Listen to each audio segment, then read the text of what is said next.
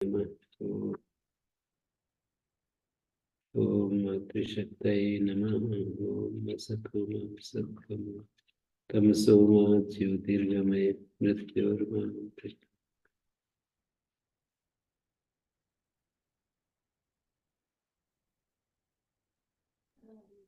ओम श्री गुरुभ्यो नमः।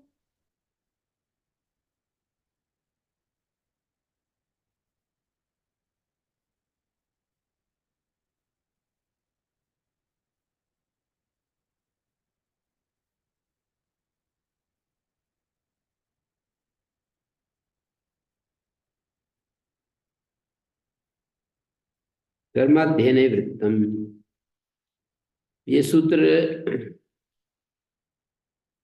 एक विशेष परिस्थिति में बोला जाता था। प्रयोग जो होते थे, ततिति प्रथमा समर्था तदस्य की निवृत्ति आ रही है। तदस्य पण्यम तदिति प्रथमा समर्थाद अस्यति षष्ठ्यर्थे ठक प्रत्ययो भवति। यत् प्रथमा समर्थम कर्म चेत तत् वृत्तम अध्ययन विषयम भवति। जो प्रथमा समर्थ है, कर्म चेत तत् वृत्तम अध्ययन विषयम भवति। कर्म चेत तद वृत्तम अध्ययन विषयम भवति। एकम अन्यद अध्ययने कर्म वृत्तम अस्य एकान्निका। अध्ययन में एक गलती होगी जिसकी, तो एकान्निका। दो गलती हुई द्वयी अन्निका। द्वि अन्य नैवाभ्याम पदांताभ्याम पूर्वोत्ताभ्याम ऐसा ही आगम हो जाएगा। परीक्षा हाँ, उसमें जो वेद पाठ करते समय उसकी एक गलती हुई एकान्निका, दो गलती हुई द्वयन्निका, त्रयन्निका, तीन गलतियां हुई। यानी एकम अन्यथा ऐसा विग्रह करेंगे तदर्थोत्तर पद समाहारे समास करेंगे। एकान्य शब्द से फिर ठक लाएंगे। अध्ययन कर्म वृत्तम, ये सब तद्धित वृत्ति में अंतर्भूत हो जाएगा। तद्धित वृत्ति में कुछ चीजें समास वृत्ति में भी अंतर्भूत होती हैं, तद्धित वृत्ति में अंतर्भूत होती हैं, कृत वृत्ति में भी अंतर्भूत होती हैं, उसमें समाहित होगी। तद्धित वृत्ति है, जैसे ऐकान्नी का जो शब्द है तद्धित वृत्ति है। इसमें अध्ययन कर्म वृत्तम, ये इतनी बात। एक अन्य शब्द तो प्रत्यय प्रकृति है, प्रत्यय की प्रकृति एक अन्य है। अब ये एक अन्य से ठग आ गया, पर अर्थ को भी तो अपने अंदर समाहित कर रही है। जैसे औपगवा शब्द अपत्य अर्थ को अपने अंदर समाहित कर रही है तद्धित वृत्ति। जिस अर्थ में प्रत्यय होता है वो अर्थ उसमें समाहित रहता है। तो अध्ययन कर्म वृत्तम, ये तद्धित वृत्ति में अंतर्भूत होता है। कर्म का मतलब क्रिया। यहाँ पर जो क्रिया है वो गलती रूप क्रिया है, अपचार रूप, स्खलित रूप गल जो है ना।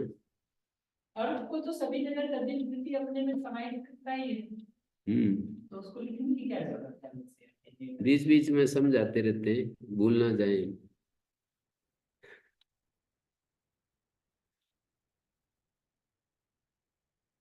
उस व्यक्ति को कह रहे हैं एकान्नी कर, जो गलती कर रहा है। अध्ययन, अध्ययन में अध्ययन तो वही है, शब्द मात्र अध्ययन। कर्म मानी क्रिया, गलती हो गई है जिसकी है? एक गलती हो गई है जिसकी, अध्ययन में एक गलती होगी जिसकी, एकान्नी का। अध्ययन जपो वृत्तो अस्य, ऐसा नहीं होगा।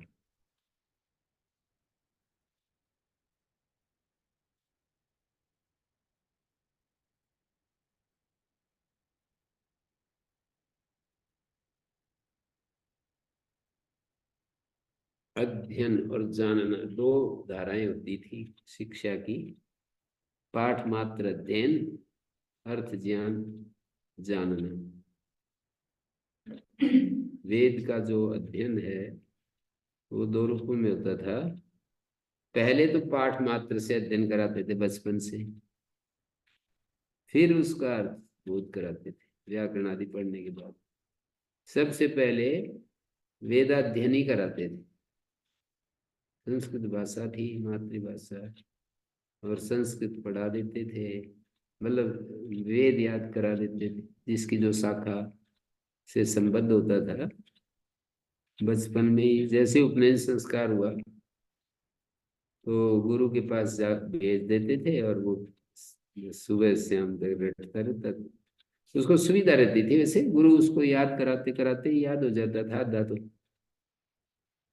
मतलब जैसे गुरु बोलता है ना, उसके पीछे पीछे बोलना पड़ता था, और वो एक एक मंत्र को 20-20 40-40 बार बोलना होता था। फिर उसका अभ्यास करने के लिए अलग से टाइम देते थे कि आप जो कल किया है उसका पाठ करके आओ।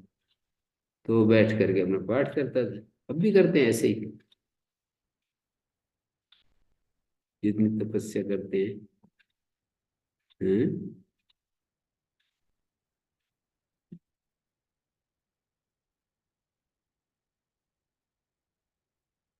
अध्ययन या भाव साध कर्म साधन है। वृत्तम भूतम उत्पन्नम को कहते हैं।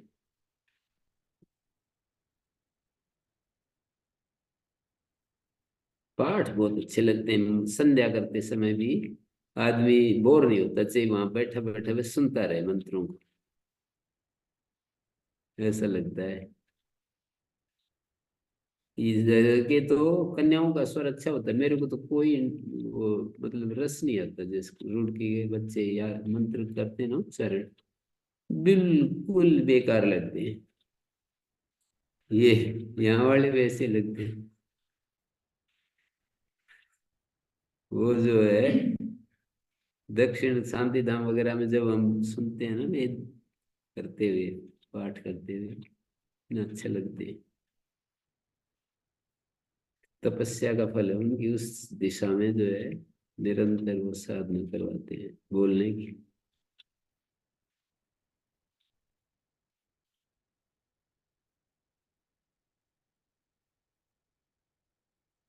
अभिलाष जी कैसे बोलते हैं? बोलते ही नहीं होते हैं। हैं? हम लोग को हैं? हम लोग को तुम लोग को नहीं आता है इसके बोलते हैं। नहीं आएगा। तुम लोग को नहीं आता मतलब चार ऐसे बोलते हैं। हाँ, वो मतलब अभ्यास करवाते हैं ना गुरु लोग, तब जा करके बनती है।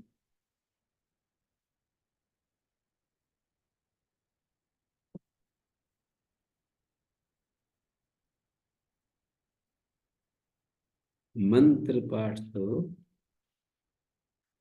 बहुत ही अच्छा लगता है करके।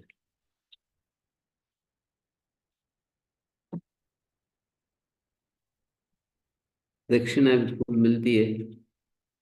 मंत्री जी ने बुलाया है उनको, उनकी साथ लड़की की शादी के लिए 12 लोगों को। मेरे ख्याल में 8-10 लाख रुपए हो जाएंगे 3-4 दिन के।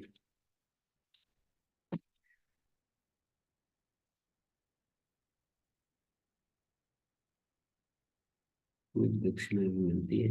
एक दिन वो जाते हैं यज्ञ आदि करने या कुछ करने, वेद पाठ करने, 10-11 हजार मिल जाते हैं।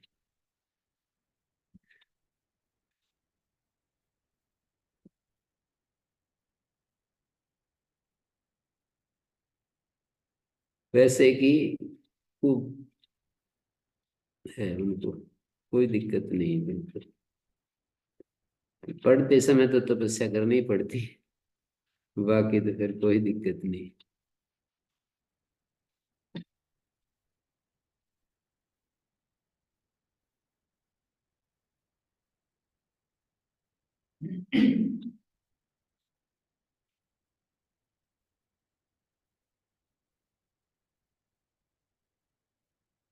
तो कह रहे हैं अध्ययन कर्मृतम सर्वम तद्विदो, यस्य अध्ययन प्रयुक्त परीक्षा काले पठता स्खलितम अपपाठ रूपम एकम जातम, एक गलती हुई स उच्यते का, दो विद द्वयनिका, तीन विद त्रयनिका। और कोई नहीं मिलता। फिर नहीं बोलेंगे ये सब,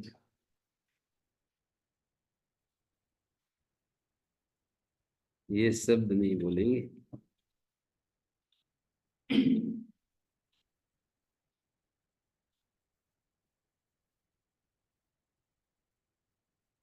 बहुवचन पूर्वपदम यस्य तस्मात् बहुवचन पूर्वपदात् प्रातिपदिकात् ठस् प्रत्ययो भवति तदस्य कर्म अध्ययने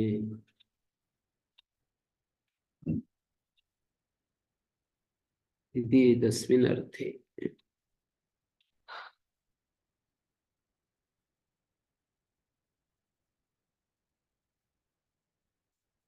ये तो खूब सारी गलती की है इन्होंने। तो अगले सूत्र में द्वादश अन्यानि कर्माणि अध्ययने वृत्तानि अस्य 12 गलतियां हुई। द्वादशान्निका, त्रयोदशान्निका, चतुर्दशान्निका, पंचदशान्निका, चतुर्दश पाठ से जाता उदात्ते कर्तव्य अनुदात्तम करोति स उच्यते अन्यत्तम करोसि।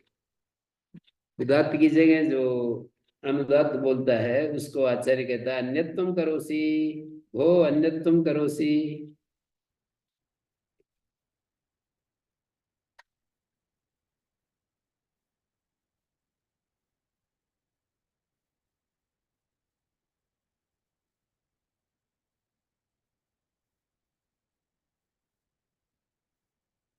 हितम बक्षा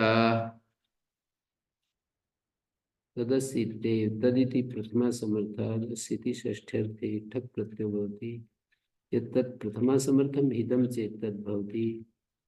जो प्रथमा समर्थ है वो हित होना चाहिए, तत्से भक्षा, और वो भक्षा होना चाहिए।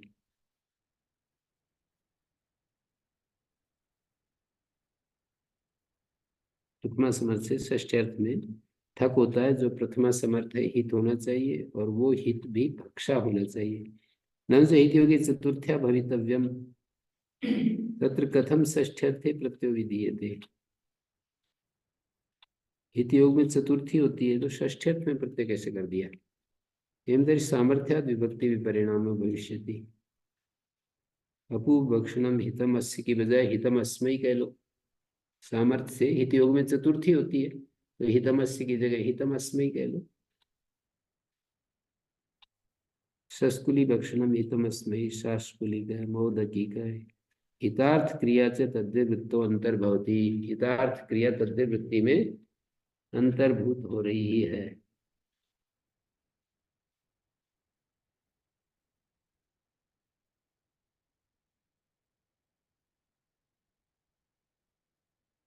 एक प्रकार से चतुर्थ अर्थ में प्रत्यय है, षष्ठ अर्थ में नहीं। सामर्थ्य से ऐसा समझ लेंगे। तदंतरी पूर्व उत्तम अस्सी षष्ठ्यर्थ। फिर ये अर्थ करते समय षष्ठ्यर्थ ऐसे कैसे कहा।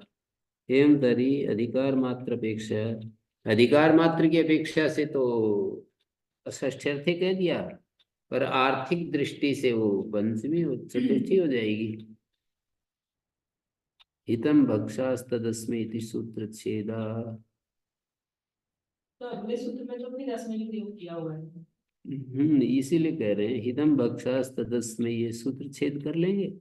दिए देने उत्तम, फिर दूसरा सूत्र हो जाएगा। इसलिए अस्मै पर हितम भक्षा। कुछ चीजें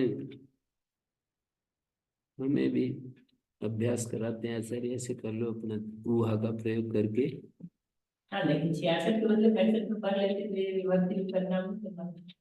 हाँ वही मैं कह रहा हूँ कि आचार्य हमारा भी बुद्धि को बढ़ाने का मौका देते रहते हैं, सोचने का देते रहते हैं।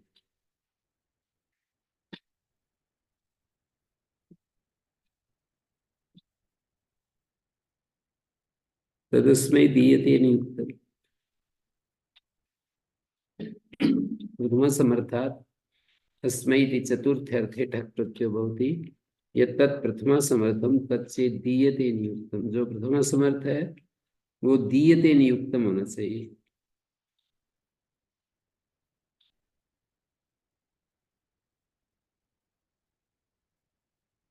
जो प्रथमा समर्थ है वो दीयते नियुक्तम। नियोगेन अव्यभिचारेण,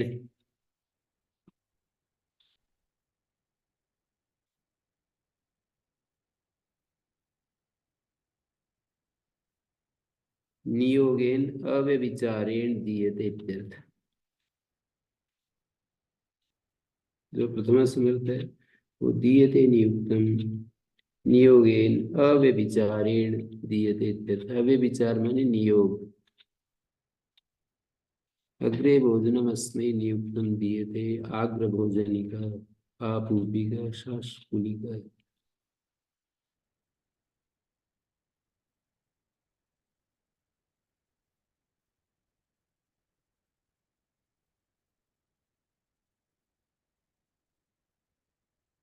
केचित् तु नियुक्तं नित्यम आहु। कुछ लोग नियुक्तम नित्यम आहु अपूपा नित्यम अस्मै दीयन्ते आपूपिका।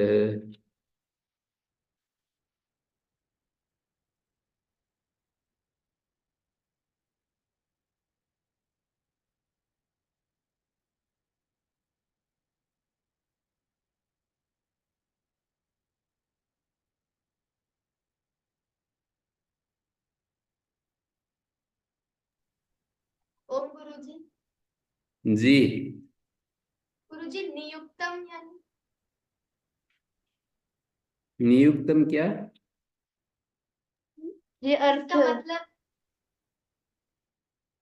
नियोग माने ये दिया है ना, अव्यभिचारेण दीयते, नित्य दिया जाता है। अग्रे भोजनमस्मै नियुक्तम दीयते, पहले दिया जाता है। जैसे कोई बड़ा बूढ़ा हो, कोई अतिथि हो तो आग्र भोजनी का कहलाएगा।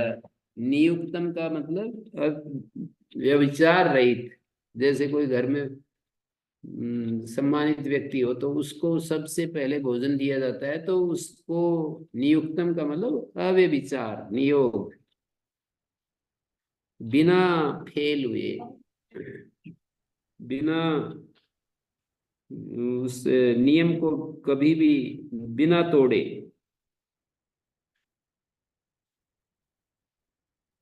केचित् नियुक्तम नित्यम, नियुक्तम का अर्थ नित्यम करते हैं। अपूर्वा नित्यम अस्मै दीयन्ते। नियुक्त माने नित्य, जिसको नित्य पुए पुए दिए जाते, मालपुए दिए जाते हैं।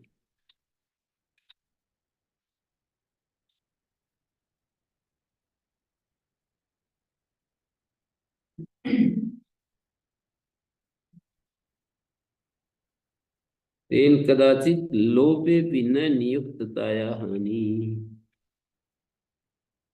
मतलब नियुक्तता की हानि नहीं होगी यदि अग्रे भोजन दिए थे तो अस्मै एव इत्येष नियोगात्। अग्रे भोजनम दीयते तदा अस्मै एव।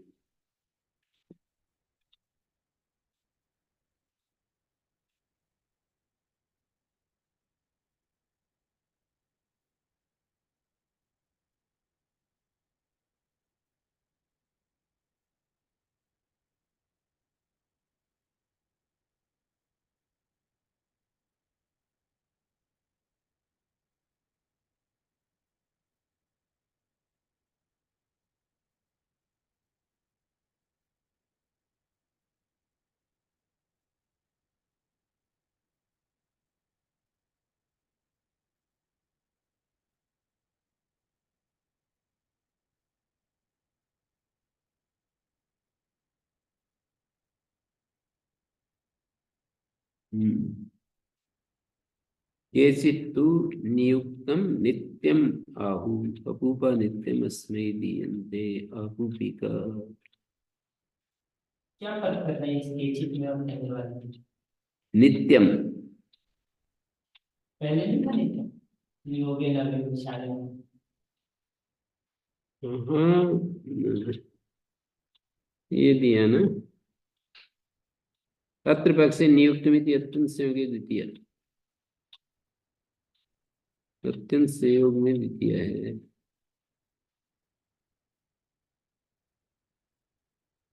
अस्मै दीयते, अस्मै एव दीयते। नियुक्तता की हानि नहीं होगी, कभी लोप भी हो जाए।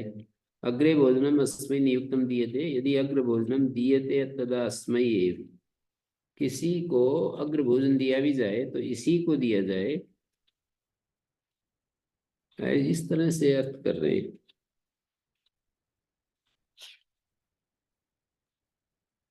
गुरुजी।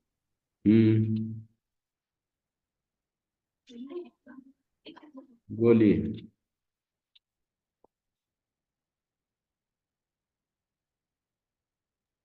जी आगे। जी कुछ नहीं, जी समझ में आ गया। क्या आया?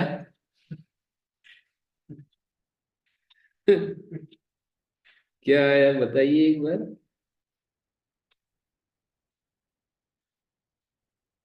ये तो नहीं पता है। बोलिए बोलिए। मतलब जी जो कोई सम्मानित व्यक्ति है उसको नित्य ही दिया जाता है और सबसे पहले दिया जाता है। क्या? बिल्कुल नियमित रूप से। सब मत बोलो, कोई एक बोली।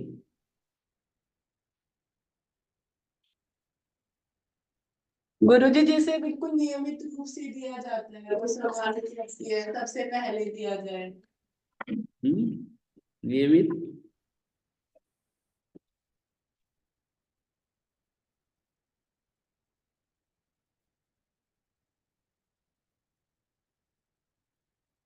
नियमित मानी।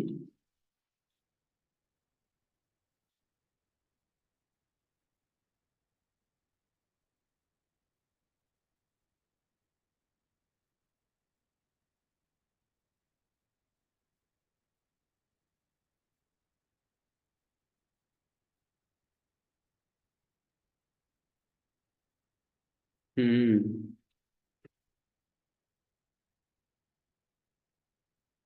काशिका में तो यही लिखा है। उसमें यूं भाव बोलने में दे रखा है कि कभी नहीं भी दिया जाता कोई हानि नहीं, और नीचे वाला भी दे ही देना है उसको। वो तो काशिका में पतंजलि में लिखा है, नियोगेन अव्यभिचारेण। व्यभिचार हो गया, हम्म। फिर तो अब व्यभिचार।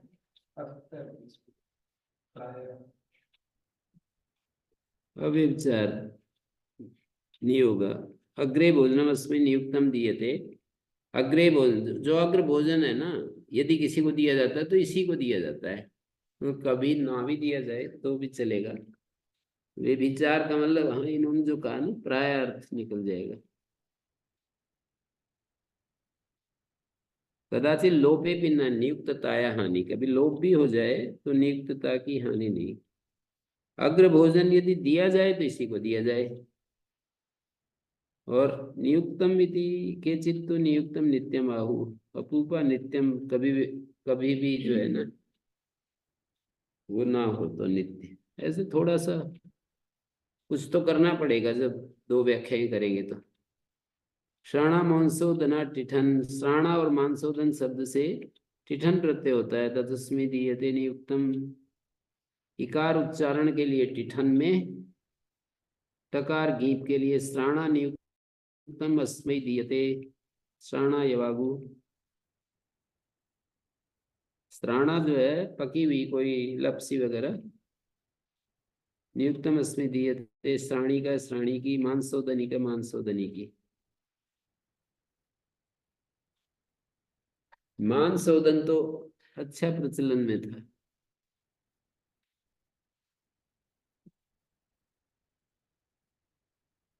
कोई व्याख्या ऐसा भी कर देते हैं इसकी कि मांस का मतलब गुद्देदार जो रसदार चीजें हैं ना, उसको भी मांस कहते हैं। पर रूप अर्थ जो है ना ज्यादा बलवान होता है यौगिक अर्थ से।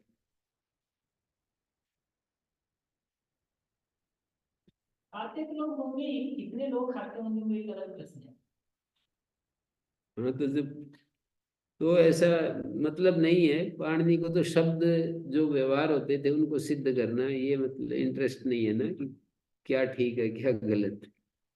शब्द जो बोले जाते थे, उन शब्दों का संकलन कर रखा है।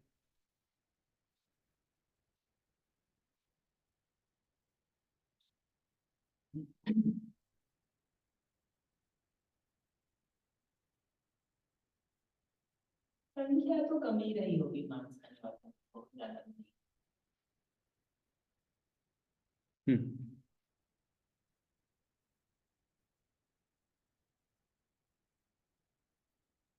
अथ ठय कस्मान नोक्ता, टिठन की बजाय ठय कर देते। नहीं, अत्र ठयस टिठनो वा विशेषोस्ति, ठय और टिठन में तो कोई अंतर नहीं। मांसोदन ग्रहणम संघात विगृहीतार्थम केचिद इच्छन्ति, तत्र वृद्धि अभाव विशेष। तो कहते हैं वृद्धि अभाव में अंतर पड़ेगा ना टिठन और ठय में। जैसे ओदन शब्द से मांसोदन में केवल मांस शब्द से प्रत्यय, केवल ओदन से प्रत्यय, तो मांस में तो अंतर नहीं पड़ेगा, पर ओदन में तो अंतर पड़ जाएगा। ओदनिका ओदनिकी, टिठन में तो ओदन का ओदनिका बनेगा, ठय कर देते तो औदनिका बनता। ऐसा अर्थ निकाल लिया। संघात विगृहीत,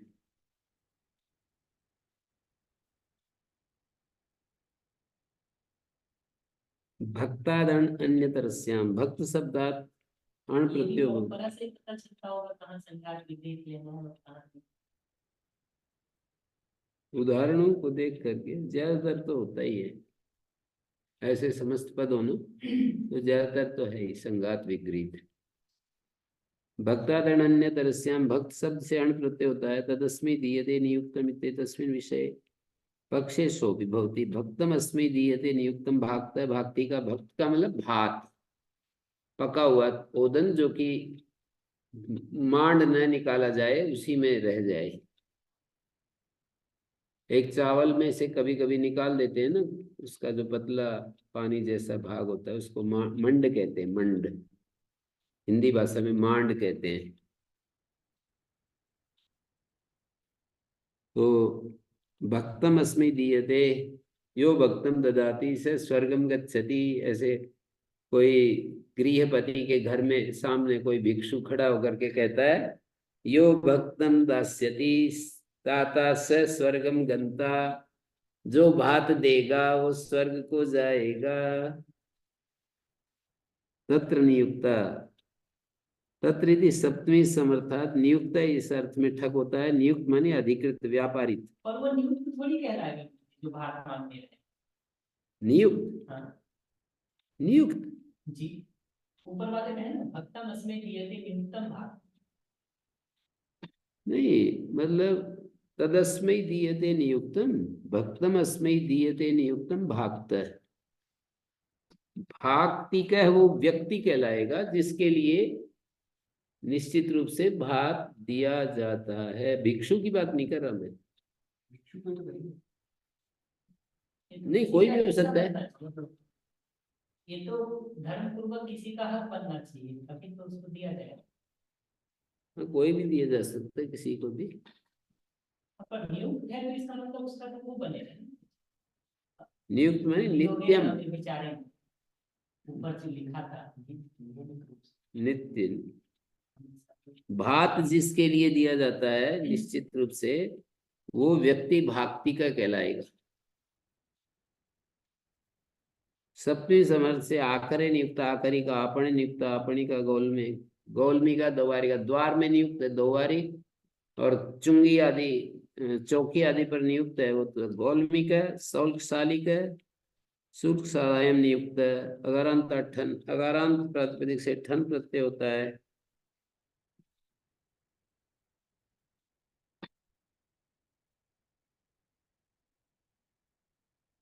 अगारांत प्रातिपदिक से ठन होता है। अगार शब्दांतात प्रातिपदिका ठन प्रत्ययो भवति, तत्र नियुक्ता इति तस्मिन् विषये देवागारे नियुक्तो, देवागारी का, कोष्ठागारी का, भंडागारी का। देवागार क्या? देवागार देवालय। पंडित। कोष्ठागार वो होता है ना अनाज का कोष्ठ, कोष्ठागार। भंडागार वस्तुएं रखी हैं, पात्र आदि। भांडागार वस्तुएं, भंडागार उसमें होता था गुरुकुल झज्जर में, भंडागार, भंडागार।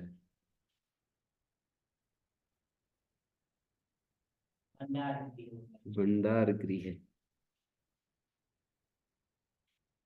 माता जी ने नाम बड़ा अच्छा लिखा रखा था, प्रॉस्पेरिटी। और ये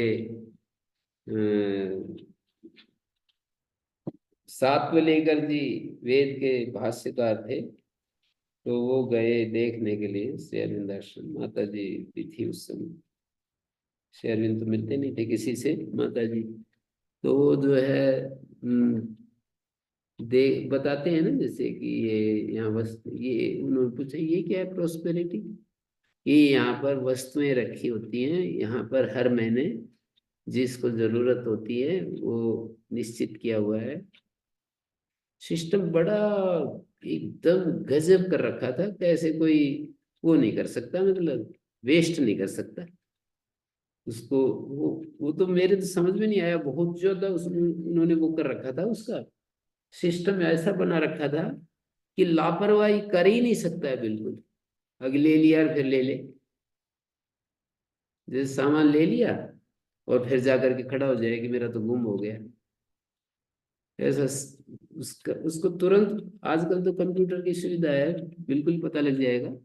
पर जब कंप्यूटर नहीं था, वो ऐसे सिस्टम ऐसे बना रखा था बिल्कुल। एक पर्ची लिखवाते थे, उसमें ऐसे कुछ होता था। बहुत व्यवस्था में तो गजब था माता जी का, बेजोड़। तो वो जो है ना, साथ को लेकर जी उछल पड़े, नृत्य करने लगे। ओहो, माता जी ने तो वैदिक कॉन्सेप्ट को चरितार्थ कर दिया धरती पर। मतलब वेद में जिस समृद्धि की चर्चा है, वीरता, समृद्धि, ये सब वेद में बहुत ज्यादा है। वीरता की बातें, समृद्धि की बातें। तो नाम का जो चयन था वो बहुत अच्छा लगा उनको।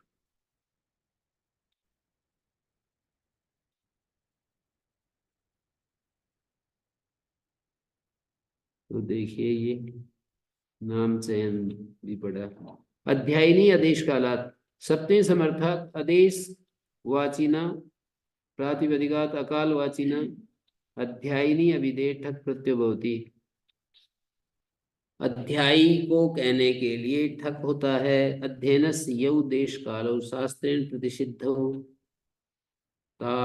तौ आदेश काल शब्देन उच्यते तथा इदं प्रत्यय विधानम।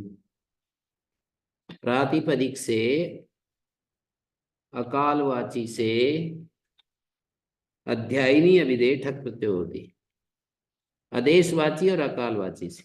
अध्ययन से देश कालो शास्त्रेण प्रतिषेध, अध्ययन के देश और काल का प्रतिषेध किया है शास्त्रों में, वो आदेश काल कहे हैं। तथा इदम प्रत्यय विधानम श्मशाने अधीते श्मशानी का। तो अध्यायी है ना, ये अध्ययन करने वाले के लिए शमशान में अध्ययन करना मना कर रखा है। चातुष्पथी का चौराहे पर भी अध्ययन करना मना कर रखा है,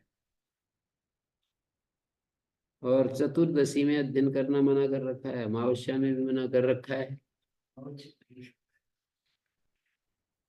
अष्टमी को भी। चार तो अभी भी होती है, चार रविवार को अभी भी काफी छुट्टियां होती हैं बच्चों की। तो ओम गुरुजी।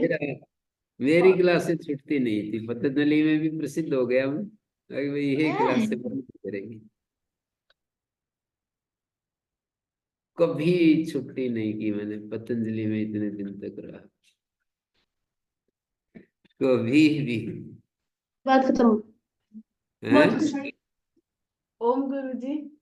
हाँ, गुरुजी, ये प्रमाण कहाँ है कि इन दिन नहीं पढ़ना चाहिए? हैं? ये प्रमाण का है कि इन दिन नहीं पढ़ना चाहिए। ये प्रमाण तो है ना, ये लिखा है इसमें।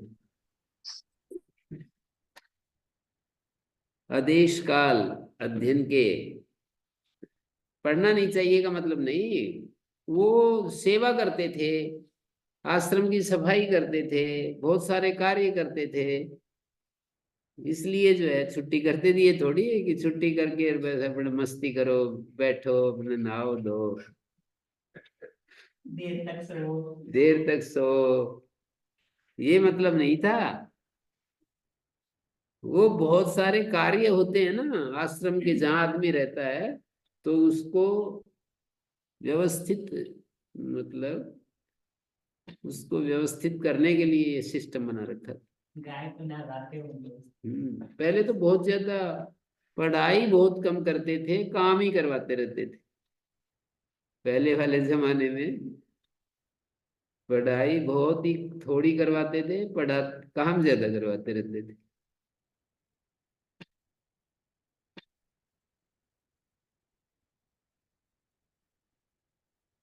और आदेश काल वो भी, मिशिता जी भी मतलब बोल देती हैं कि आज हमारी छुट्टी है, अष्टमी की, चतुर्दशी की, अमावस्या की, प्रतिपदा की। चतुर्दशी, अमावस्या, प्रतिपदा तीन इकट्ठी हो जाती है, तो खूब सारा काम कर लेते हैं फिर वो।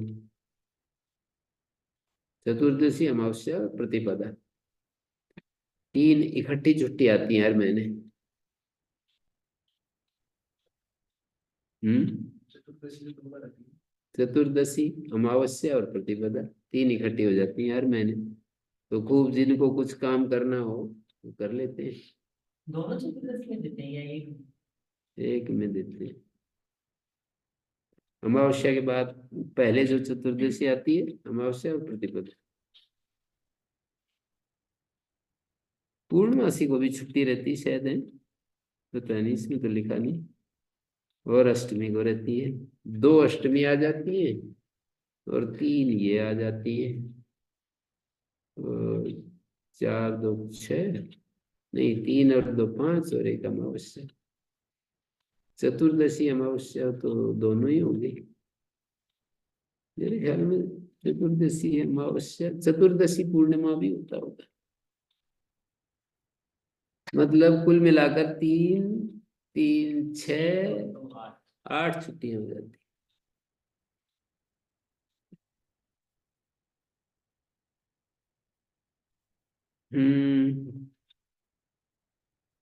बोर नहीं होते होंगे बच्चे पढ़ते पढ़ते, दूसरा हो जाता है। आपको कन्या गुरुकुल वालों को मतलब निरंतर पाठ अच्छा लगता है या छुट्टी बीच में होती रहे वो अच्छा लगता है? हैं? जी, हैं? आप निरंतर बाकी छुट्टी निरंतर आपके साथ निरंतर बाकी छुट्टी क्या निरंतर? गुरु जी आपका पाठ तो निरंतर चलता रहे और बाकी तो हो जाती है। बाकी पाठ की छुट्टी हो जाए, हैं?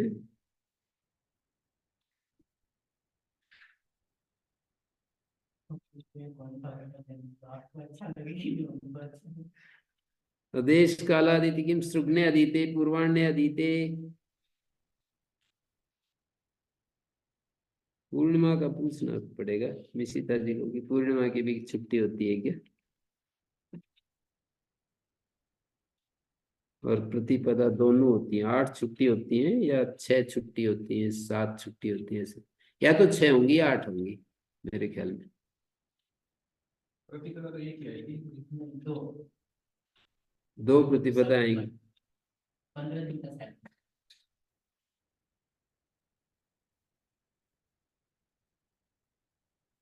कठिनांत प्रस्तार संस्थानेषु व्यवहरति। कठिन शब्दांतात सप्तमी समर्थात प्रस्तार संस्थान शब्दाभ्याम ठक प्रत्यय भवति व्यवहरति अर्थ में। व्यवहार क्रिया तत्वम, यथायोग्य व्यवहार करना, जो जहाँ युक्त है वैसा वहाँ आचरण करता है।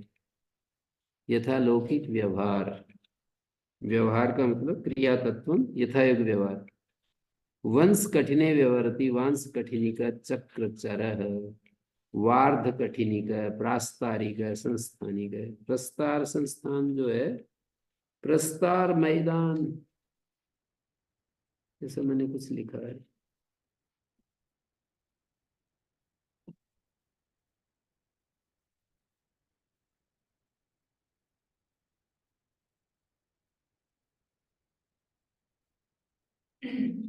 वंश कठिने व्यवहरती है, मेरे को पता नहीं चल रहा वंश कठिन क्या चीज है।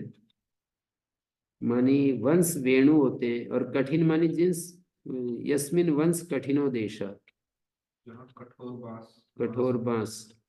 और वर्धी चर्मिकार कठी कठिना अस्मिन वर्ध्र कठिना, कठोर चर्म।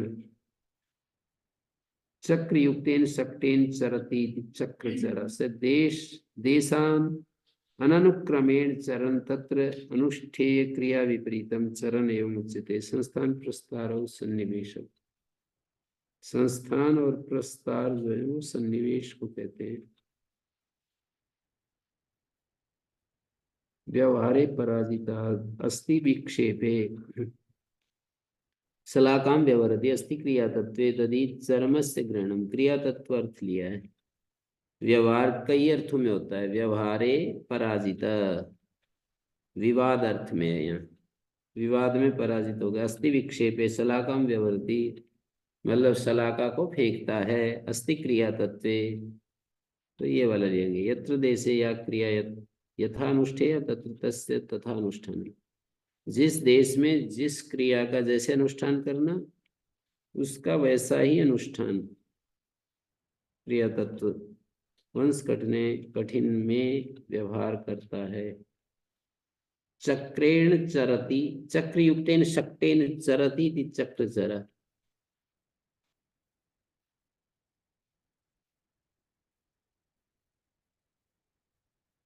उस समय पता नहीं कैसे कैसे ये प्रयोग होता था, पता नहीं चल रहा। वार्द्र कठिनिका प्रास्तारिका संस्थानिका। प्रस्तार और संस्थान जो शब्द हैं, प्रस्तार और संस्थान जो शब्द हैं, ये दोनों शब्द सन्निवेश के वाचक हैं। क्रिया तत्व के लिखे पर न्यासकरण लिखा है अविपरीत स्वभावत्वादि क्रिया तत्व लोको व्यवहारा इत्यत्र यथा व्यवहारा क्रिया तत्वे वर्तते तथा या भी दर्शयति। क्रिया तत्वे वर्तमान से ग्रहणम सप्तमी अधिकारे सप्तमी निर्देशात् प्रसिद्धि संग्रहार संग्रहणम लभ्यते। वांस कठिन चक्र चर है, चक्र युक्त गाड़ी से विचरण करने वाला। वंश कठिने व्यवहरति, कहीं ऐसा तो नहीं है कि अपना लेन देन वहां व्यापार करता है कठिन कठिन बांस लेकर के और उनके आधार पर व्यवहार कर रहा है। चक्र चरा बांस बेच रहा है, मतलब ले जा करके गांव में। यस चक्र चरा सन अनुष्ठेयाम क्रियाम शास्त्रोक्तम पर लिखा है। शास्त्रोक्ताम अभिगीताम अनिंदिताम वंश कठिने अनुतिष्ठति। उसमें तो उस देश में ज्यादा समुचित व्यवहार करता है। वंश कठिन देश में, वंश कठिन देश में ज्यादा। अच्छा, वंश कठिने व्यवहरति मानी यथायुग व्यवहार करना। जो जहां युक्त है वैसा वहां आचरण करता है, जो जहां युक्त है वैसा आचरण करता है। जैसे कि विदेश में जाकर के एकदम नियमों को फॉलो करना और भारत में आकर के नियमों को ब्रेक करना। और जैसे कि माताएं, मुस्लिम माताएं वहाँ जाएंगी, अरब में जाएंगी तो बुर्के में रहेंगी, अमेरिका जाएंगी तो शायद वो भी अपना आराम से रहेंगी शायद।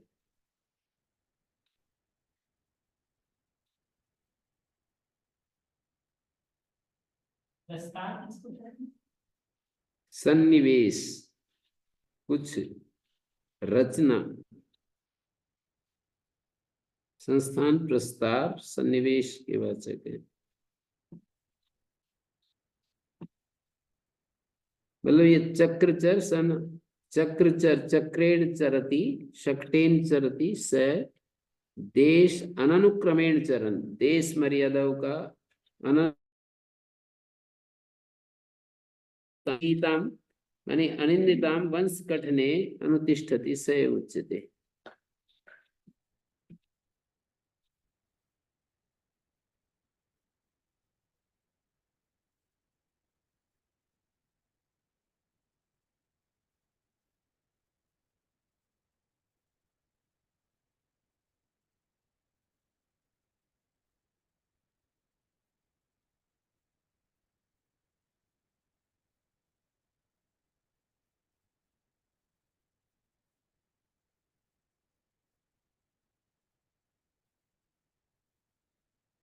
तो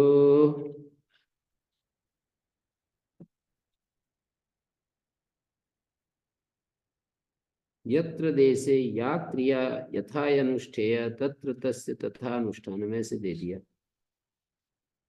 वंश कठिन नाम का एक देश है जहाँ बांस कठिन कठिन पैदा होते हैं, ऐसे ही वर्ध्री कठिन कोई देश है और वहां पर चमड़ा है और वहां व्यवहार करता है, जैसा करना चाहिए वैसा व्यवहार करता है। यथायोग्य व्यवहार करना मतलब क्रिया तत्व का अर्थ है यथायोग्य व्यवहार करना।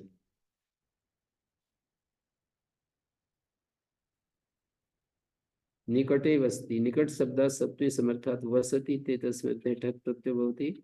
यस्य शास्त्र तो निकटवास तत्र अयं विधि, शास्त्र से जिसका निकटवास है ना वहां ये विधि है। आरण्यकेन भिक्षुणा, जो जंगल में रहने वाला भिक्षु है, अब उसका ग्रामात् क्रोशे वस्तव्यम, गांव से कोस पर रहना चाहिए, ऐसा शास्त्र है।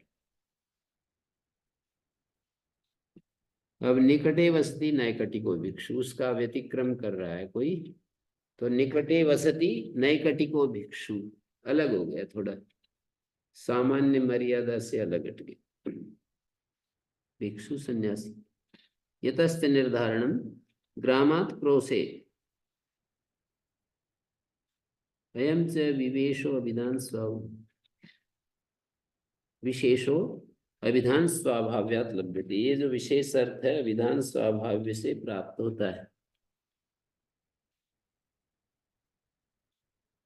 विवेशो विशेषो लिखना था, मंजरी में विशेषो को विवेशो लिख दिया ना।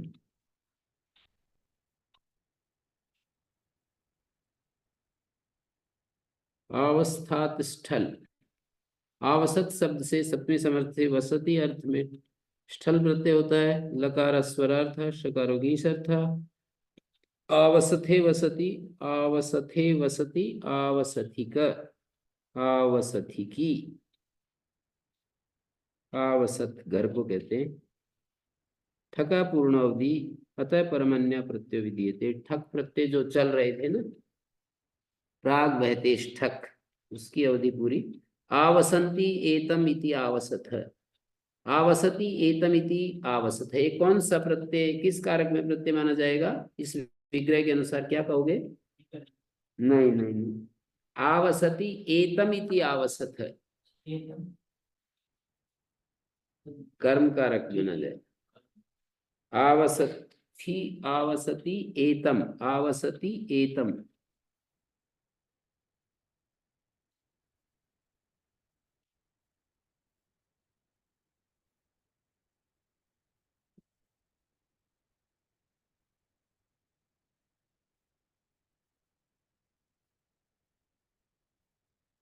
प्रागिताद यत्, हित शब्द से पहले पहले तस्मै हितम आता है ना, 5वें अध्याय के पहले पाद का 5वां सूत्र है। उससे पहले पहले यानिता ऊर्ध्वम अनुक्रमिष्यामः यत् प्रत्यस्तेषु अधिकृतो वेदितव्य, उससे पहले पहले जो अर्थ है ना, हित अर्थ को अवधि बनाया है, तो जितने अर्थ हैं उनमें यत् प्रत्यय का अधिकार कर रहे हैं।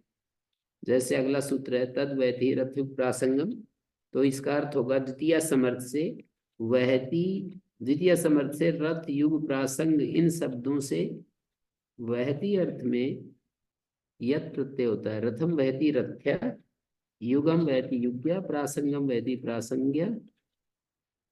रथ सीता हलेभ्यो यद विदो यदि तदंत विधि संज्ञानात् परम रथ्य इत्यपि भवति। ये जो सूत्र है एन विधि तदंत, वहाँ एक वार्तिक है, रथ सीता हलेभ्यो यद विधौ।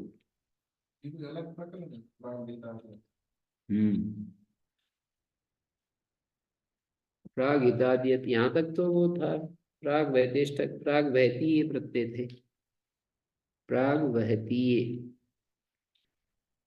मतलब वो ऐसा नहीं था कि जैसे वहां था प्राग दिव्यतीय शैषिक इत्यादि है ना, उस तरह का नहीं है ये।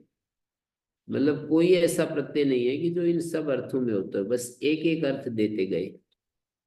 एक ठक प्रत्यय सामान्य रख लिया और फिर उसके अपवाद एक एक अर्थ में प्रत्यय कहते चले गए। प्राग वैदेश ठक पहला सूत्र है। फिर उसके बाद क्या सूत्र है, तेन दिव्यति जितम है तो ठक की अनुवृत्ति आ जाएगी। जहां कोई और अर्थ नहीं है वहां ठक होता जाएगा।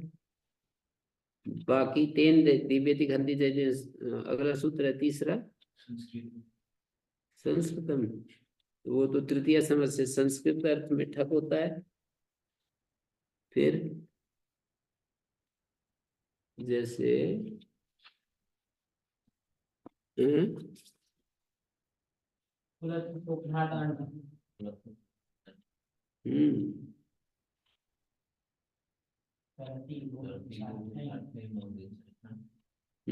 तो ये जैसे यहाँ इन्होंने तृतीय समास से संस्कृत अर्थ में ठक होता है, यथावीत नहीं कहेंगे, यथावीत शब्द नहीं है इस प्रकरण में।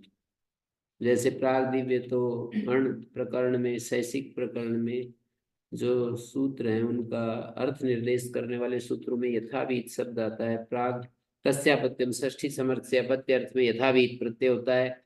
तेन रक्तम रागात रागवाची तृतीय समझ से रक्तम अर्थ में यथावीत प्रत्यय होता है। ऐसे यहाँ यथावीत नहीं मिलेगा। वहां पर भी कोई कोई सूत्र आया जहाँ यथावीत नहीं आता, जैसे घया सास्याम अर्थ निर्देश भी है फिर भी यथावीत नहीं है। घया सास्याम क्रियेति या प्रत्यय कह ही दिया तो फिर यथावीत कैसे कहेंगे। घया घयंत से साहित्य प्रथमा समर्थात अस्याम इति सप्तम अर्थे क्रिया, ये जो प्रथमा समर्थ है क्रिया होनी चाहिए तो यह प्रत्यय होता है ऐसे कहेंगे। तदस्याम प्रहरणमिति क्रीड़ायाम न, ये अर्थ निर्देश कर रहा है फिर भी यथावीत नहीं होगा। जैसे तत्र जाता है वहां यथावीत होगा, तत्र भवा यथावीत होगा, सप्तमी समर्थ से भव अर्थ में यथावीत प्रत्यय होता है। लेकिन तदस्याम प्रहरणमिति क्रीड़ायाम न नहीं होगा।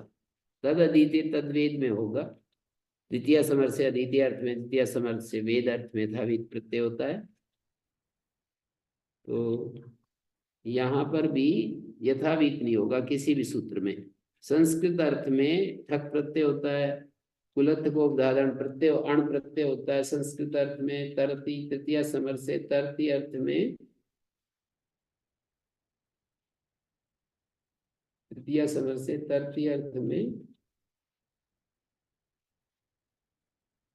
ठक प्रत्यय होता है। सभी ऐसे करते जाएंगे। ऐसे प्राग हितादियत प्रकरण में भी हित से पहले पहले यद प्रत्यय का अधिकार है तो तद धरती, द्वितीय समर्थ से नहीं तद वहती, वहती अर्थ में यद प्रत्यय होता है और ये तदंत से हो जाएगा। प्रासंग सद वत्सानां दमन काले स्कंदे यद काष्ठम आसज्यवासी क्रियते प्रासज्यते इति प्रासंगा प्रसंगादाता प्रासंगतम वहती। प्रासंग होता है एक, मैंने तो देखा है, आप लोगों ने देखा है या नहीं पता नहीं, एक काष्ठ का बनाते थे, दो बछड़ों के गले में, दोनों के बछड़ों के गले में डाल दिया जाता था। एक इधर बछड़ा एक इधर बछड़ा, उनके गले में डाल दिया जाता था, फिर उनको घुमाते थे, मतलब उनको आदत पड़ जाए घुमा करके लाते थे 1-2 किलोमीटर 3 किलोमीटर, तो वो आदत पड़ जाती थी उनको, फिर हल में भी चलने लगते, गाड़ी में भी चलने लगते। उसको प्रासंग कहते हैं, मतलब बैलों के बछड़ों के उनको जब ट्रेनिंग देते ना, प्रशिक्षण देते तो उसमें डालते हैं। तो युग मानी जुआ और रथ सीता हल को कहते हैं। सीता और हल, रथ सीता हलेभ्यो रथ युग प्रासंगम धुरो यढको तद्वैति धुर इत्येतस्मात् द्वितीय समर्थात् वहति अर्थे यत और ढक ये दो प्रत्यय होते हैं। धुरम वहति थी धुरिया धोरेया। धुरम वहति जो है धुरिया और धोरेया होता है। ख सर्वधुरा, सर्वधुर शब्द से ख प्रत्यय होता है। सर्वधुराम वहति सर्वधुरीणा। स्त्रीलिंग न्याय सर्वधुरात इति प्रातिपदिक मात्रापेक्ष निर्देश, नपुंसकलिंग निर्देश मान रहे सर्वधुरात।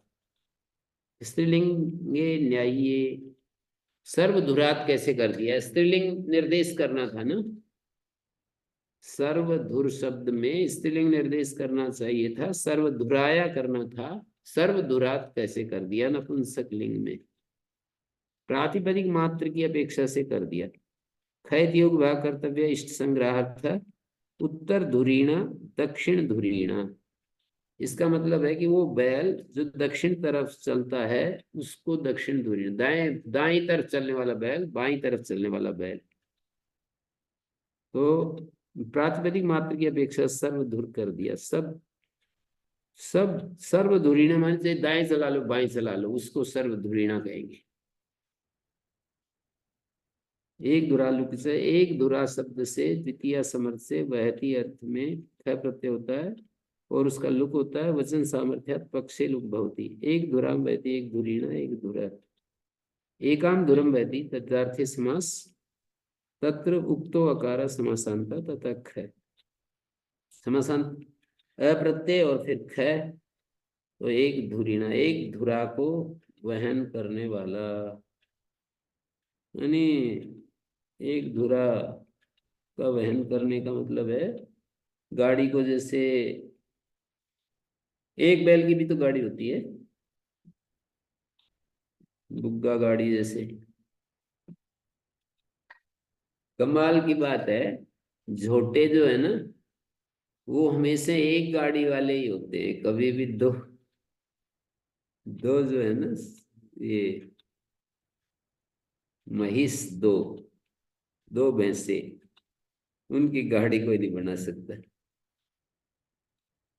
उथल पुथल कर देंगे, तोड़ फोड़ देंगे, आपस में लड़ने लगेंगे। हैं वो वाली उसी गाड़ी हैं वो भैंस को जोड़ते हैं। भैंस को, भैंस को तो जोड़ देते होंगे, भैंसों को नहीं जोड़ सकते। भैंस को नहीं, हैं भैंस को। भैंसों को भी? हाँ, अच्छा, फिर तो ये तो पहली बार सुना मैंने। गाय को नहीं, भैंस को। अभी तो नहीं, अब तो तय करा। तो एक धुरा लुक है, एक धुरा से लुक हो जाता है वहती अर्थ में। एक धुराम वहती, एक धुरीणा, एक धुरा। एकाम धुरम वहती, एकाम धुरम वहती, ऐसा समास होगा। तदितार्थोत्तर तद समाहारे समास होगा।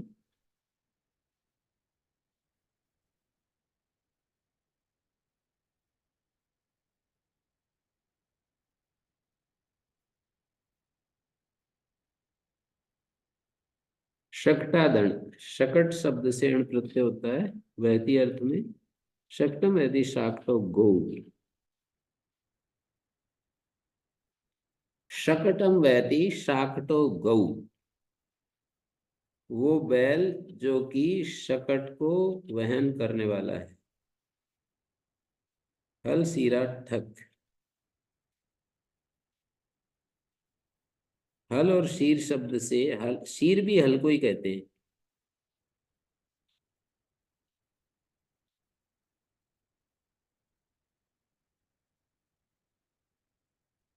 तो क्या हुआ, हलम बहती हाली का गऊ, सीरम बहती सैरी का गऊ, ऐसे होगा।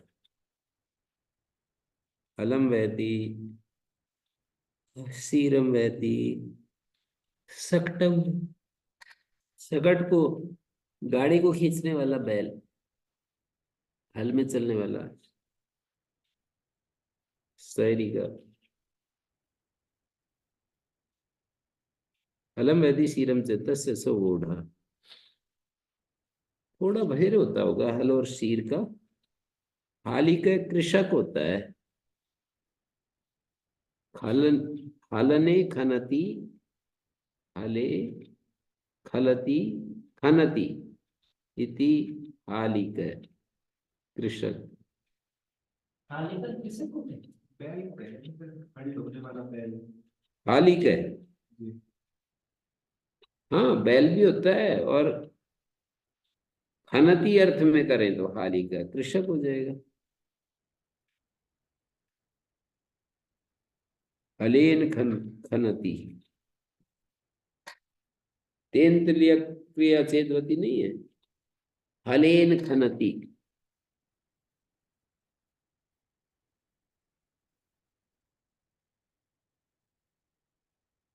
हलेन खनति इति हालिक खनति अर्थ में प्रत्यय करेंगे तब कह रहा हूं।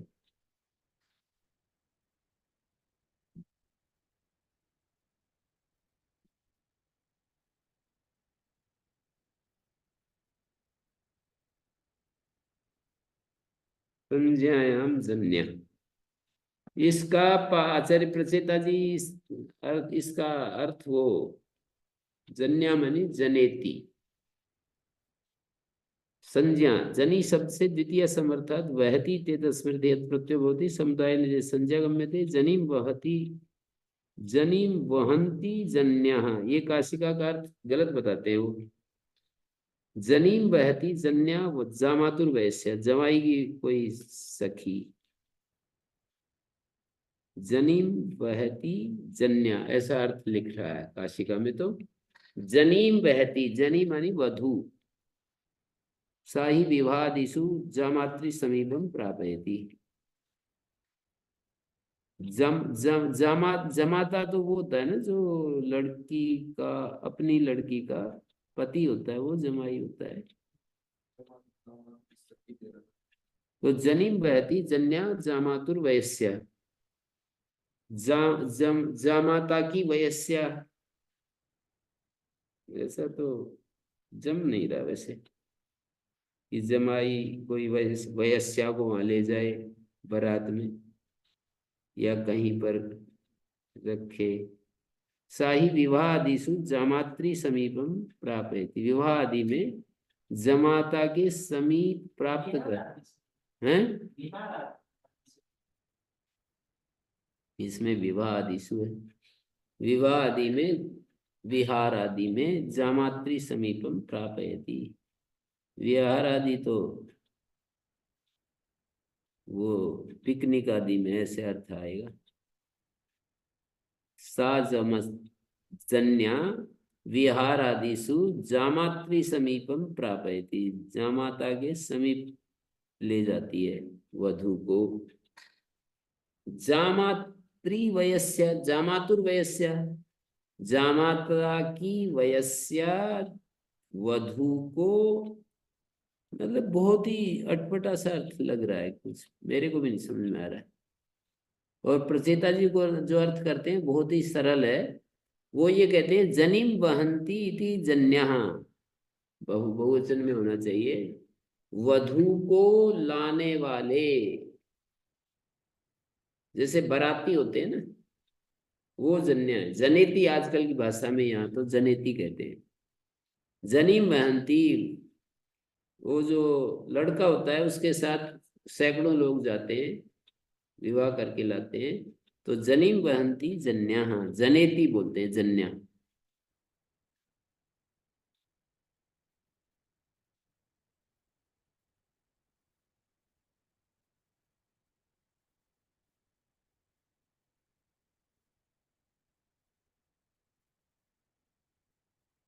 ओम शांति शांति शांति। ओम श्री गुरुभ्यो नमः। अनुगृहीता स्मः।